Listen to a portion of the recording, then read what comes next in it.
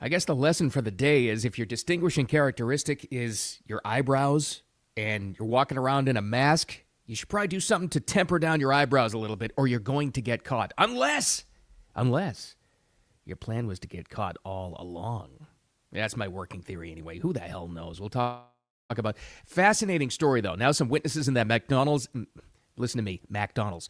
In the McDonald's in Altoona, Pennsylvania, where Luigi Mangione was caught.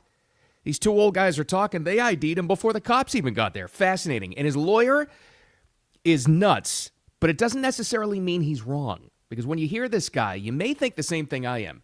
If I'm ever caught, and God, I hope I'm not, or implicated in a crime, I want a lawyer that's completely oblivious to the facts that are obvious to all and just focuses on one thing in life, making sure that the world sees me as innocent. That's what I would want as a lawyer.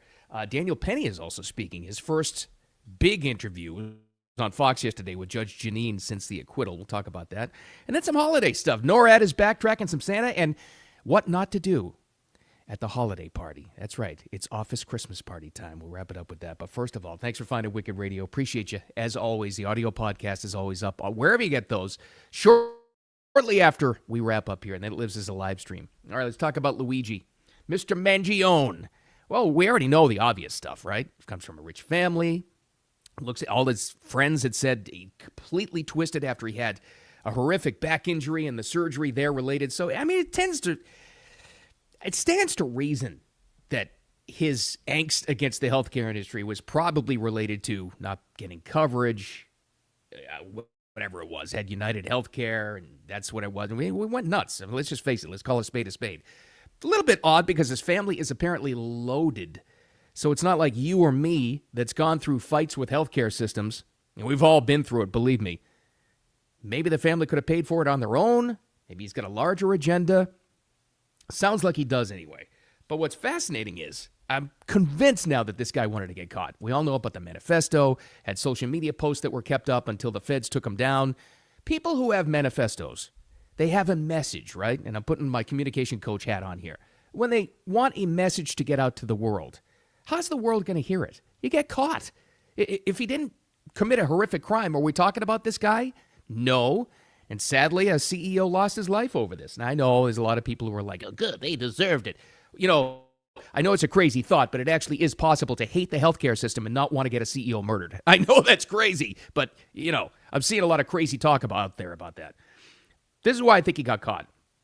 I think he stayed at McDonald's long enough when he did get arrested so that they could haul him in. He was tired of being on the lam, and this is the best way to get his message across.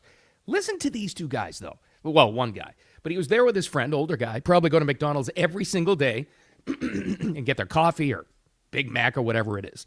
And they were talking about, this guy's talking about, they ID'd him and were joking around that that's probably him. How did they ID him? The eyebrows. It started out almost a little bit like a joke that we thought, or my one friend thought he looked like the shooter. He probably heard us. That surprised me. He stayed there as long as he did.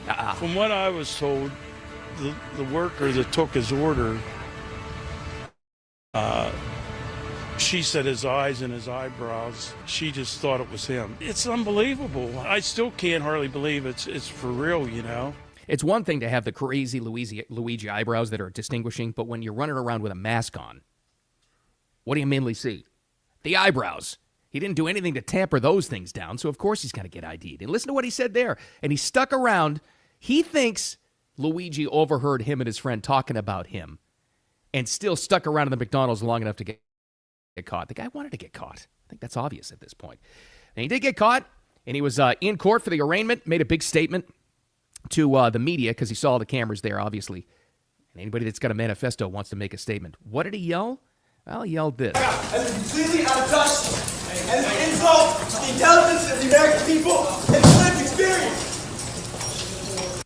Wow. It's an insult to the American people. I think what I caught there, and I think what most people agree on, is he said, it's a lived experience. Not so much meaning what we're all going through, probably what he went through. And I think he tied that into the back surgery and the pain and the x-ray that was posted online with the screws in his back. Maybe that's where it all came from. I don't know.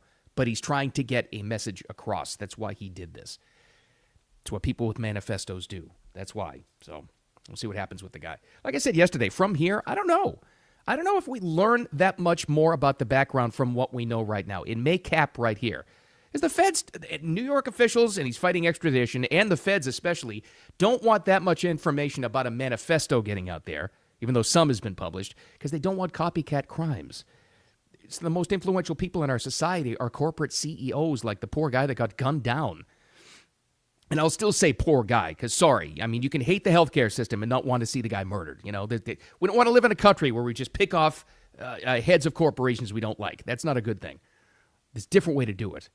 I think the guy wanted to get caught. And then he's got his lawyer. It's the first time we've heard of the lawyer. I don't know whether this guy's going to stay the lawyer in the case throughout the whole duration. Boy, he's kind of crazy. His name is Thomas Dickey, excuse me. I got to tell you, even though he sounds kind of nuts, and he does, like I said, if I'm ever implicated in a crime, and I hope I'm not, I want this kind of guy that's completely oblivious to the facts that we all know and see. It just focuses his sole mission on life. His sole focus is to getting me acquitted. Here's the lawyer. Listen, I haven't seen any evidence that says that he's the shooter. So that's, like I said earlier, and I wasn't kidding around. A couple of things. If you're going to report something, report it accurately. Yeah. And remember, and this is not just a small thing, the fundamental concept of American justice is the presumption of innocence, and until you're proven guilty beyond a reasonable doubt. And I've seen zero evidence at this point. Well, we got the bullets, we got the sweatshirt, we've got fingerprints, we have a sort of confession, we got IDs. Yeah, I think you've seen a lot of evidence, but that's okay. That's his job. He's a lawyer, right? Yeah, that's his job, is to stand up for his client. That's what he's supposed to do. And as far as the due process goes, he's not wrong about that, though, by the way. And the media reporting, he's not wrong about that either. Typical defense lawyer, that's what he's paid to do. Is he doing it for the publicity? Does he have a message to send as well? Of course, we all do. I'm not blaming the guy. I'm not going to say, oh, that's a sleazy lawyer. How could you ever defend him? That's what he does. That's his job, is to defend. Went a little bit overboard where he said, I've seen no evidence. Well, rest of the world has, Mr. Dickey, but that's okay.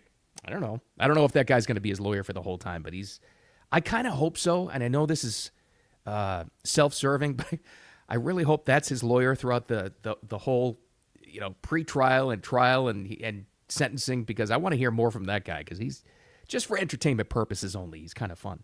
All right, big media interview yesterday with Judge Jeanine on Fox. Daniel Penny, no big surprise there, talked to Fox News. His first statement since speaking, and it was good. I don't, the whole thing is a shame. He lost 2 years of his life.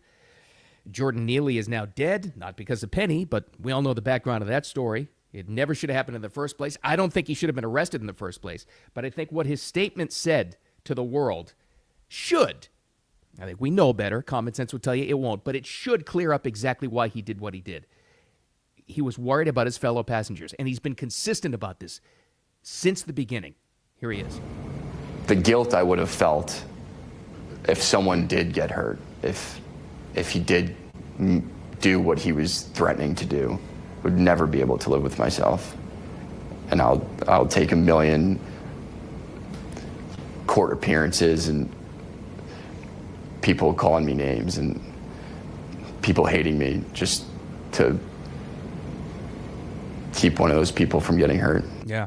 I mean, and he finished the statement, he cut off there, but he said, or getting killed, because that was a possibility as well. When you're talking about the character that was involved with Jordan Neely in this whole case, I think it's the right thing to say. And like I said, the most convincing thing about that entire thing is he's been consistent with that message from when he first talked to the cops, before he even knew that Jordan Neely had died, throughout the whole process. I think he did one interview during the time, within the 2 years. I think he did one where he said the exact same thing, and now post-acquittal, he says it, and he's right. He's exactly right. I kept on seeing this statement yesterday as people had time to digest the acquittal. Well, I've been on that subway many times and saw people acting erratically, and I never felt the need to jump up and choke them out. Well, maybe that's the problem, though, right? If men aren't willing to be men anymore because we're so scared by the system, we're so scared to stand up and protect our fellow citizens. The bad guys know that. The lunatic zombies on the streets know that. That's why they get away with it. That's why, if more people had stood up and defended their fellow citizens, do you think Jordan Neely even tries that? Because I don't. But we all got beaten down into just putting our heads down and not protecting, not watching out for one another. That's what it comes down to, right? Well, that was a guy in Daniel Penny that was going to watch out for his fellow citizens, and he did what he felt was right. End of story. And in this case, the justice system worked. End of story. When you hear this, well, I've never felt the need to jump up and get into confrontation with somebody like that. Well, maybe you're a wimp. Sorry, maybe you are. Maybe you're a beta man, and maybe we all need to learn a lesson on that. Who knows what would all be like in that situation? I like to think I'd protect my fellow citizens, but I'm not. But on that very same subway system, 2.5 weeks ago, the same thing ran through my mind. If somebody, and this was pre-acquittal, if somebody was threatening passengers on here, would I do it? Would I stand up now? I'm not afraid of the lunatic, by the way. I'm afraid of the justice system, and that's what keeps men from standing up and protecting their fellow citizens. Maybe that's different now, because now we know it's different, and we know that in some cases, thankfully in this one, the law will protect you. I don't know, but I congratulate Daniel Penny on saying the right thing, that's for sure. All right, well, this is cool. We've got NORAD back again this year, the traditional tracking of Santa, which is just awesome. I love that. This is kind of surprising. 69th year they've been doing this. Close to 70 years ago. How are they giving real-time updates on where Santa was? I guess they would give radio reports. Yeah, that makes the most sense. I guess they would do it. But they're doing it again this year at the website. I love doing this with my kids when we were track Santa when we were young. It was awesome. And the media person for NORAD, some military person, I don't know what her name is, she talked about the importance of it and how cool it is to work on that project. And it is cool. It's a holiday tradition. It's just a really beautiful sense of camaraderie, community, Christmas spirit, cooperation, sort of goodwill, and very positive vibes all across the board. So it's just so nice to be a part of it. It's just such a nice thing to bring everybody together. You know, whatever your background, wherever you are in the world, you can participate. We never followed this when I was a kid, even though what they said it's been around for 69 years. We never really paid attention until I had kids, because then it was online. You could track it online. That was a lot more fun. When I was a kid, this gives you an insight into my head. This is the problem with me. I think too much, mostly not correctly. I always thought as a kid, very young kid, I said, yeah, but he's got that. I understand. I think with Santa's magic, he makes it around the world in time. But how does he carry all that stuff? That explains my problem. All right, speaking of the holiday spirit, this is about the time. This is just about the time. This is the week when most holiday office Christmas parties happen in America. After 30 years of corporate work in communication, I've been to a lot of them. A lot of them. And let me tell you something. And also from the business side, as a small business owner in my family, providing them for a smaller staff but doing it, I'm pretty familiar with the office Christmas party. Now, you always hope that it doesn't go off the track, off wheels, wheels off, and it winds up like that movie, Office Christmas Party. I love this company! But there's always that possibility, right? You want to avoid that, and this is our lead into this. The New York Post did a HR segment this morning, and they talked about what not to do at the holiday Christmas party. Don't get it's all the same thing.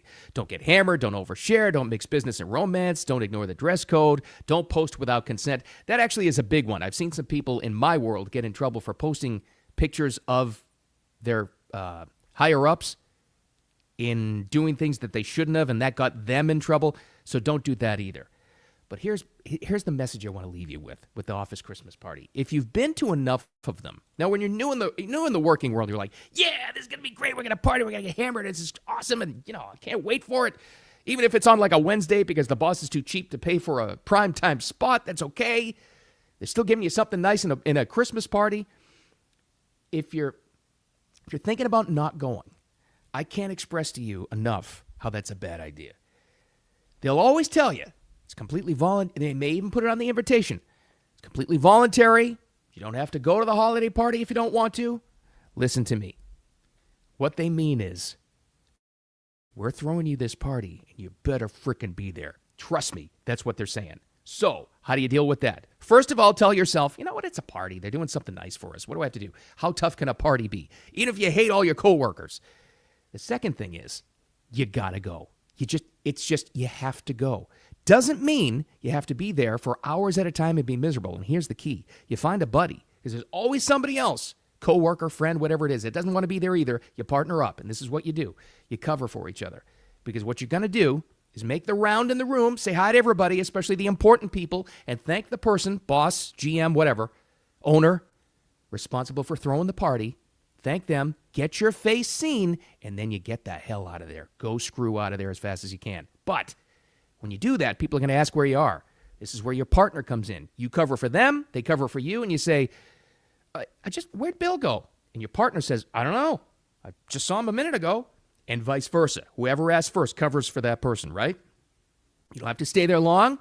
Get some FaceTime. You don't have to do the raffle. Just make sure you're seen so you can say you were there. But you got to go to the office Christmas party and have fun.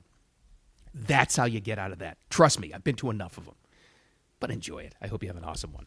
This is cool. This really is the week, though, when we have all these. All right. Thanks for finding me. Thanks for finding Wicked Radio. Lives as a repost, as a replay, whatever you want to call it. And the audio podcast as well. Wherever you get those, that'll be posted. It's usually posts about 9 a.m. I can figure it. That's about the average time. Wherever you get them. That's Apple, iHeart, Spotify. That's the one that's doing the best. And thanks for sharing that along, too. Thanks for finding me. Motoring through the week already and closer to the holidays. More of that stuff to talk to. And probably more about Luigi's eyebrows to talk about tomorrow. It's becoming the main factor in the entire case, bizarrely. So the takeaway is, you got to go to the office Christmas party even if you don't want to. The second thing, as always, is don't take any crap from anybody. Have a wicked, wicked awesome Wednesday. Thanks for hanging out. We'll talk to you tomorrow.